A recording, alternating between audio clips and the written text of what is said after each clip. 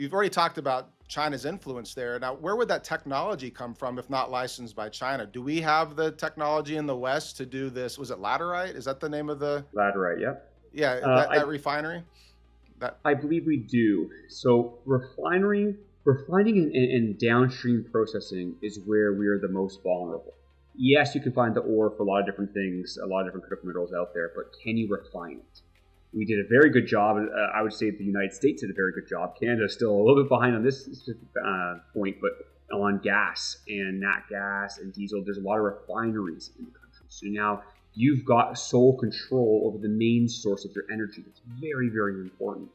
But refining and manufacturing, we're very far behind in our knowledge, where our focus has been a lot more, if we stick with the United States, a lot more on the technology for fintech and technology in pharmaceuticals and all these other things where that's where the money's flowing. Because if the money is flowing somewhere, you'll get people studying that spot and become smarter. It hasn't been flowing in the refining and manufacturing for decades. We've been outsourcing that for so long. It's almost like we forgot how to build it at home. So do we have that knowledge?